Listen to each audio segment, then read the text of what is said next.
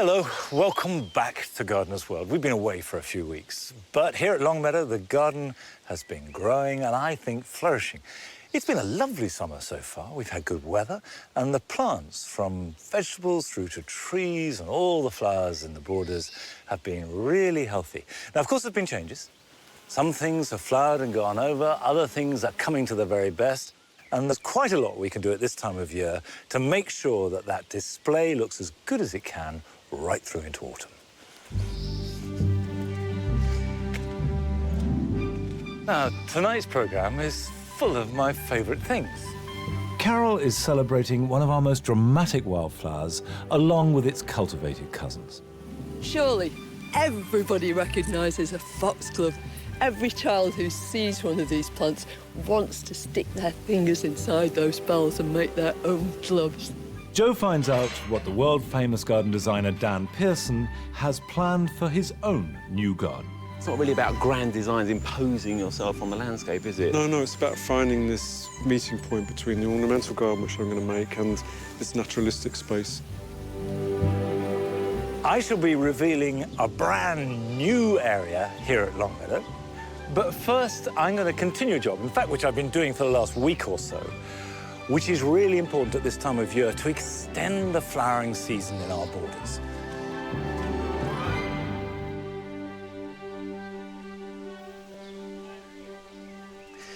Now, the border at this time of year is full of plants that have actually done their stuff.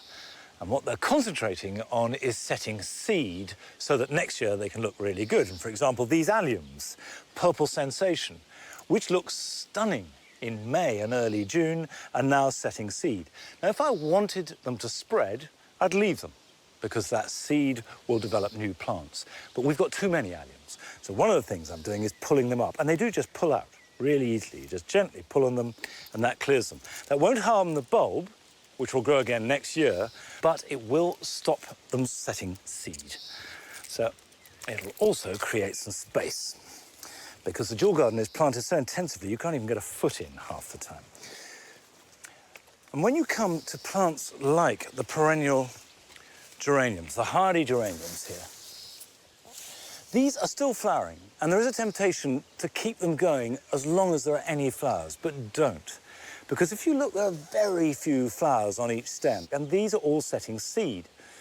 So if I cut that back hard, I'll get a flush of regrowth, and with it, much more intense ratio of flower to plant.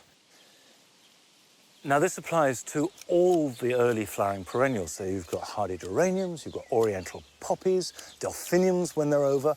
Cut them all back to the ground. And you should get a repeat flowering in August and September.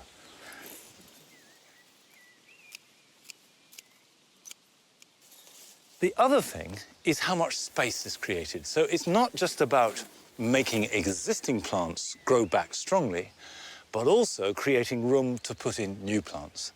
And at this time of year, the plants I want to put in are the tender ones. Zinnias, cosmos, all of which can now be planted into this space that I've created. So they will grow alongside the resurgence and regrowth of the earlier perennials. And that way, we get a really rich tapestry of colour.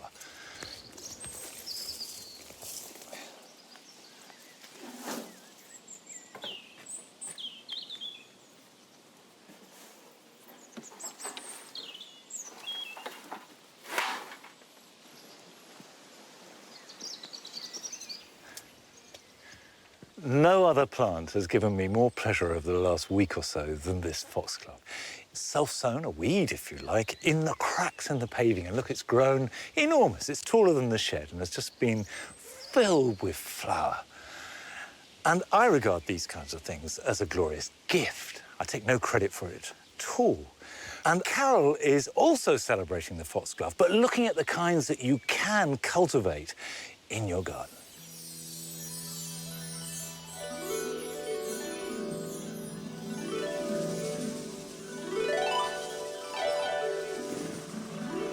Surely everybody recognises a foxglove when they see one. These tall stems loaded with bells just announce its presence to all of us, and more importantly, to pollinating insects. And once those insects arrive, they're guided in by these wonderful dots and spots within. Its common name, foxglove, denotes its connections with mankind. Every child who sees one of these plants wants to stick their fingers inside those bells and make their own gloves. Its Latin name, Digitalis purpurea, tells you a lot about the plant too. Digit, like finger, and purpurea, this brilliant, magnificent colour.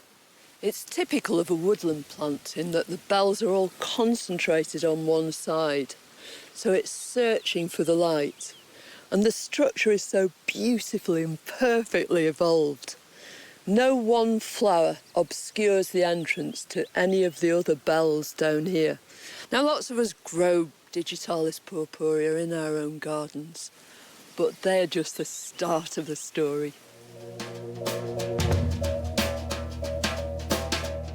In the middle of the Wiltshire countryside, there's a nursery that I've always wanted to explore. I've met its owner many times at flower shows up and down the country, but this is the first time I've visited here. This place holds one of the national collections of foxgloves, and I can't wait to take a closer look. I don't think I've ever been to a nursery like this. You just feel as though you're in the middle of the countryside. Yeah, well, we are. This is the most southerly outpost of the Cotswolds. And the wildlife has moved in. We've got a whole population of hedgehogs and rabbits and all sorts of things. And we live and let live, pretty much. I always had you down as a shrub man. Yeah. Initially. Yeah, woody plants. And that's really why the foxglove sort of came into it, because what grows better with shrubs than foxgloves? Yeah. I think this is typical of the sort of things that are all around your nursery, this lovely big mound of euphorbia. Which one is it? This is Stygiana, and it's got this marvellous honey scent. I wish everybody could smell it. Isn't it It's fantastic? so gorgeous. And punctuated by, is this Mertenensis? That's Mertenensis. Yeah. I mean, this is just one of how many foxgloves that you grow. Well, here we've got about 35 different named sorts. And is there any call for straightforward Digitalis purpurea? Oh, it's an absolute essential. Yeah. And it's got all the refined elegance of the wild plant.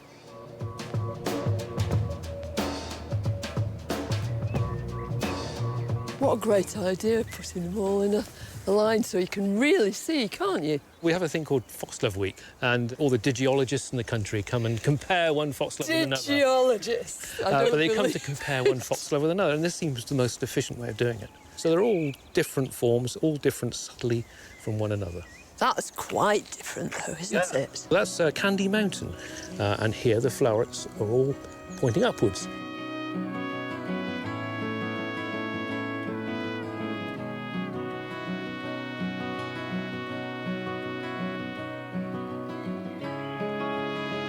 Essentially, they're edge of woodland or hedgerow plants, aren't they? They are indeed, yeah. They like that sort of humusy layer that you tend to get.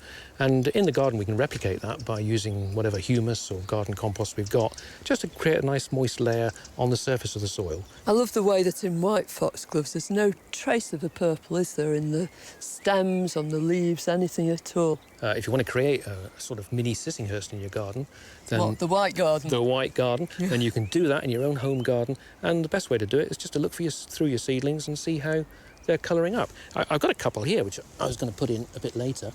And you see this one?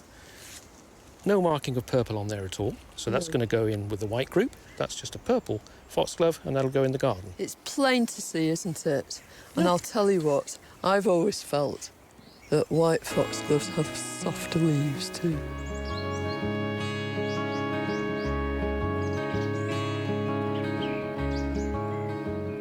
Digitalis purpurea are mainly biennial, and they're essentially plants of northern Europe. But there are so many perennial foxgloves that can really grace our gardens and do things that Digitalis purpurea just can't do. Things like Digitalis lutea. Look at that with these tiny, dainty bells. Or this one. This is parviflora. Most of these perennial foxgloves are evergreen. Where they come from, they grow on the edge of woodland, but when you bring them into a British garden, you can put them out in full sun.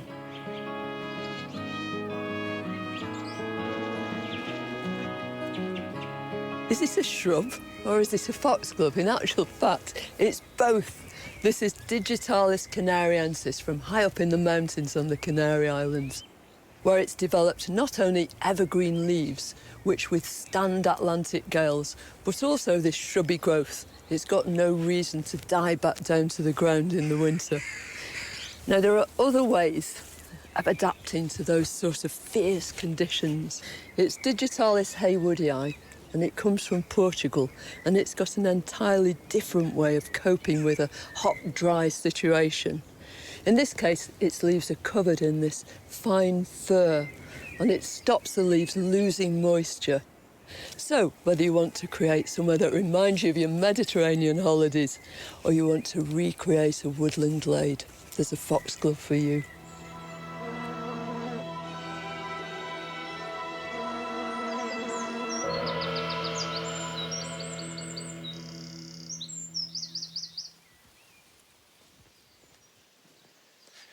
Earlier on, I said that everything had grown really well and was healthy. Well, it's not quite true, because my garlic has got leek rust.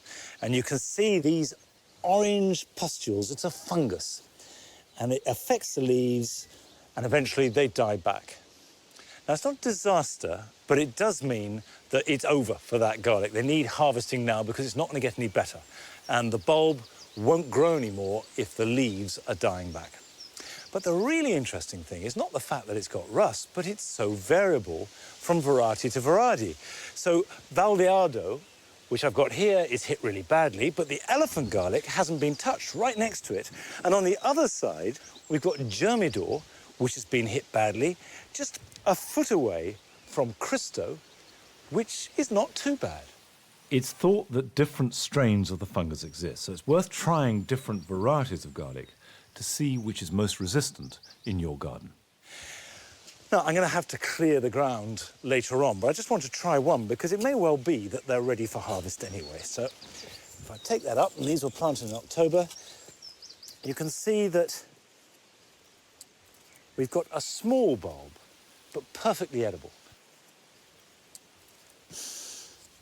I love the smell of garlic. I love the smell, the taste, I love the health aspect of it. I never understand why people don't like it. Nigel, do you like garlic? Nige, how about that? Does that smell good? Sort of. Good boy. We'll harvest those later. In fact, I didn't come up here to look at my garlic. I came up to see how my potatoes were going on. Now, you remember that I did a trial.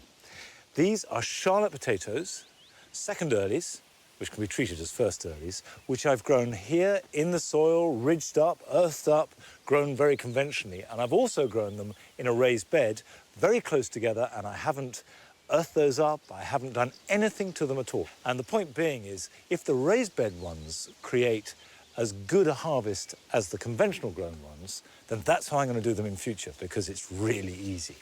Now, you don't harvest potatoes of any kind until they flower. That when you see them flowering, that's an indication that they're forming tubers. So obviously, if they just begin to flower, they'll only just be forming tubers. But if you want big baking potatoes or you want maximum harvest, wait till the flowering is finished or is finishing, and then you can harvest them. Okay, make sure we don't damage them too much. The ground is quite dry. Let's pull that up. Let's see, look at that. Now, these are less than 3 months old. That's less than 90 days. And here we go. That is not bad, is it? So this is 2 plants.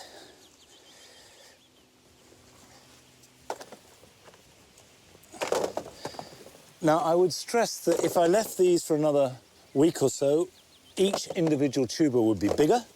But that's a good starter. So let's see how they got on in the raised bed.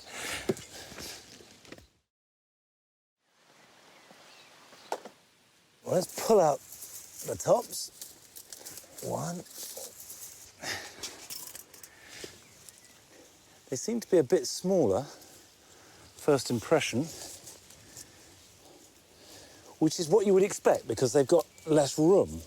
Okay, I think that's the lot for there, so let's compare the two. Now, on the evidence of these first plants, and it is early days, you can't really draw conclusions until you've checked them all, There's a very nice harvest from the conventional method, and the tubers are good and big. But there are more potatoes in the raised bed, and they're a good size if you're eating them as new potatoes. But certainly it's much less work growing them in a raised bed. You literally just make a hole and pop them in, and grow them in a grid, and that's it. Do nothing else to them at all.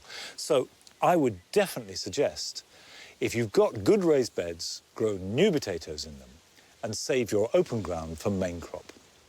Now, we can't harvest potatoes without doing one special thing. Nigel, potato trick time, Nigel. Sit. This is a very beautiful thing. By the way, you shouldn't give dogs raw potatoes, but... Go on. Good boy. Don't eat it. Don't eat it. There's a good boy. There's a good boy. Right, you may not have potatoes. You may not have a dog that catches them off his nose, but here are some jobs you can be doing this weekend. Good boy. Good boy.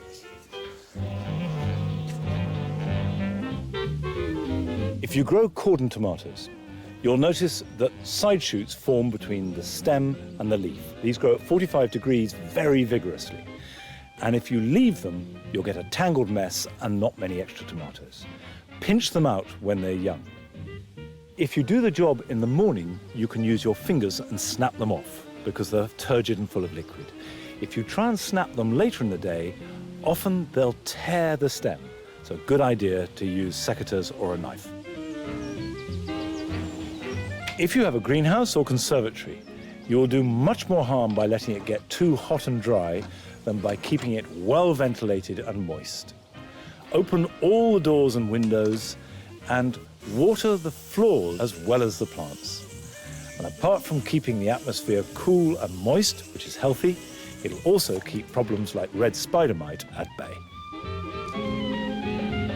To keep your roses flowering as long as possible, it's important to deadhead them regularly, and this is particularly true of all repeat flowering roses. Don't just pull the petals off, but prune them back to the first leaf bud, even if this means taking off quite a lot of stem. This in turn will promote fresh growth, and with it will come fresh flower buds.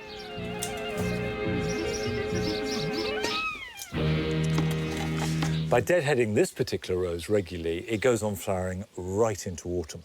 One word of caution, if you're growing roses that have really good hips, and Rosa Moisei, for example, is a really good example of that, don't deadhead those flowers because you'll be cutting off the hips.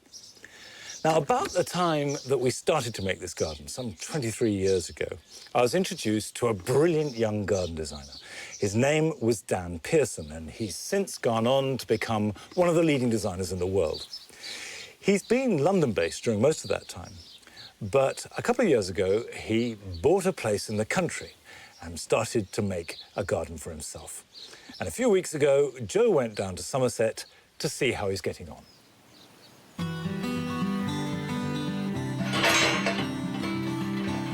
It took 10 years to find, but finally Dan Pearson has a landscape of his own to transform.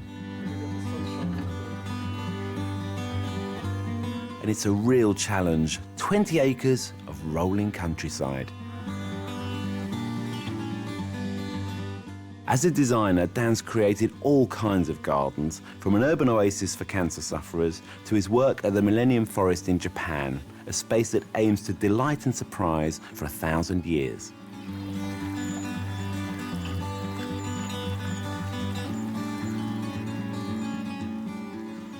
Oh, a lovely cup of coffee. Thanks, Dan. This is such a beautiful spot. No, it's wonderful, isn't it? It's the reason we came. And having gardened in London for years, suddenly you've got no boundaries. Your horizon is different. You think completely differently through having space around you and just gardening context with somewhere rather than within a box. I've planted an orchard and a nursery, and I did that straight away so that that's going to be growing up for the future. So you're just feeling your way. I'm feeling my it's a way. very slow burner, right? You're in absolutely no rush. No, that's a really good way of putting it.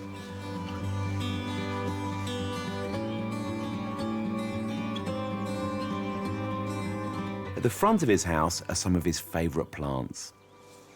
This is lovely as well. This is Yes. lovely. This is sort of starting to get together a palette of things which might look nice together. There's the bronze fennel. Yeah. There's this really beautiful Anothera sulphurea, and I just thought it would be a beautiful thing to start naturalising here in the drier places.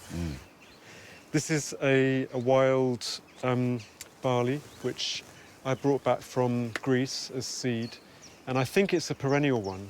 And I want there to be plants that grow in the plantings here that make it look like it could be a garden that was here many, many centuries ago. So almost if it's self-seeded from the fields? From the fields into here. I've always gardened on the sort of naturalistic side, and I'm wanting to sort of push it a bit further this time. At the side of his house, he's developing a trial garden to see what plants will thrive here. Oh, wow! This looks like fun. It is an enormous amount of fun. So this is your Noah's Ark of plants, Absolutely. really? This Well, I've got- poppy... Isn't it beautiful? It is beautiful. This is an opium poppy that I found when I was 19 down in Hampshire. I was just on a cycle ride, and I sent a little letter to the person in the house saying, please, can I have some seed? And they wrote back saying, please, come back and help yourself. The scale of Dan's ambition is truly impressive. He's got so much space to play with. I've started using some of the garden plants which I'm growing here, which are man enough to deal with it, amongst the natural vegetation here, so I get that kind of slightly heightened, naturalistic look. Are you trying to create surprises here that you wouldn't expect to see in the natural landscape to a degree? Absolutely. I don't want to be able to see that there's anything ornamental going on here from a distance, but I want to discover it when I get down here. You'll suddenly see that it's Iris Gel Derby with, you know, the dark stems and that amazing blue flower, or there'll be a giant meadow sweet from Japan, which is, you know, 3 times the size in terms of its leaves. But they've got to be able to battle it out in there. They have. It's survival of the fittest, isn't it? It is, totally. And this is part of the big experiment.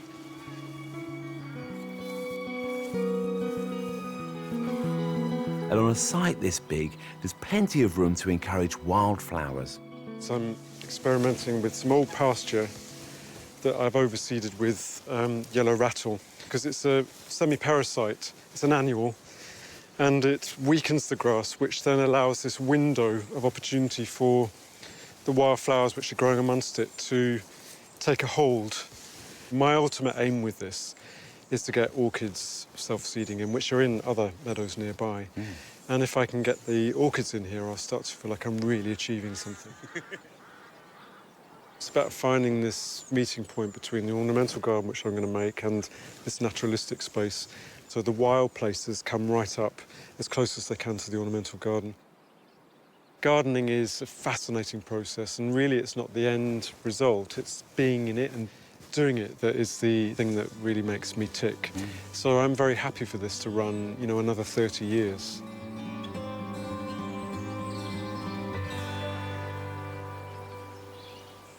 I really like the way that Dan is allowing the garden to evolve, and he doesn't know where it's going to go, he doesn't know how long it's going to take, but enjoying the process. That's what we've done here at Longmeadow over the last 23-odd years. But no change has been bigger than here at the mound. Now, over the years, this is just a pile of soil that's built up from paths and ponds and building work, and with quite a lot of rubble underneath too. And for the last few months, behind the scenes, we've been transforming this into a new garden in its own right. So it's got a fire pit where we can have our bonfires, but also sit round a fire on a winter's night. Fabulous view over the countryside. What will be a meadow on top, borders down below on a lower terrace, and then steep banks which we'll plant up. And all the plants here, whether they be hedges, shrubs, wildflowers, herbaceous perennials, will be native. And this is the perfect site because you've got the fabulous view out into the countryside, and it means that you have plants that blend and drift out into the landscape. And the final thing that I love about native plants is they are the best way of attracting insects into your garden. And the more insects you have in the garden, the healthier it will be. The real planting, the flower planting, begins here on what will be a wildflower meadow. When you're preparing any area of meadow, you still need to dig it over as though you were preparing a border. So this has been dug, it's been raked once, and I'm just raking it again to get the worst of the stones.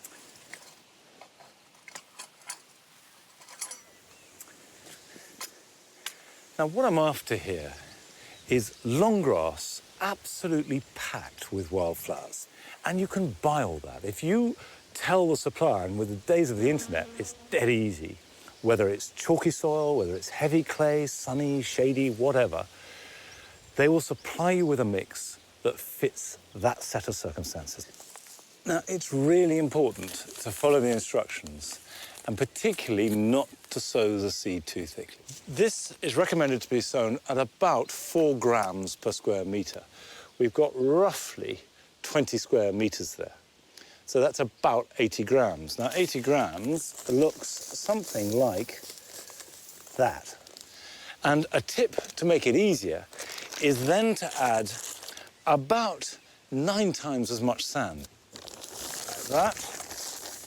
And then mix it up thoroughly. I'll be able to see where I've sown. And if the sand is spread evenly, then so is the seed. It will seem scary if you haven't done this before. You won't believe that it will make a really decent display of flowers and grass, but believe you me, it will. Now, if you're very particular, you can divide the area up into metre squares using bamboos or string, but I prefer to just do it by eye.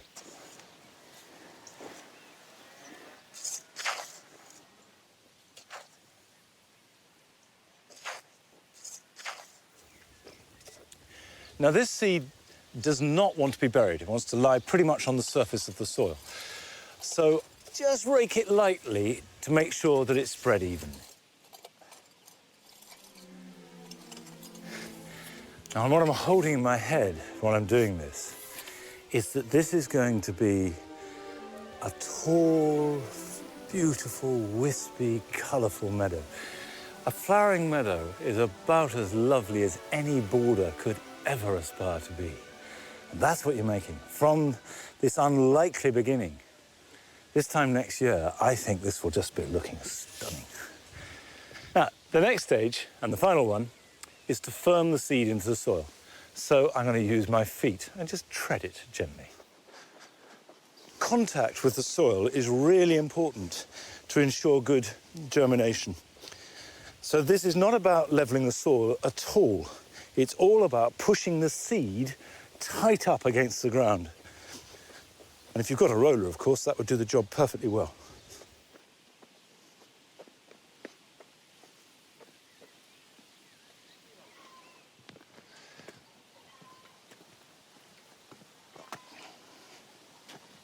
It is really important to keep your seeds watered every day. And keep on watering it until it's properly germinated and is growing strongly. You don't have to sluice it down, just a fine mist will do, but just keep it moist. Don't let it dry out. Now, we shall be back at the normal time next week. See you then. Bye-bye.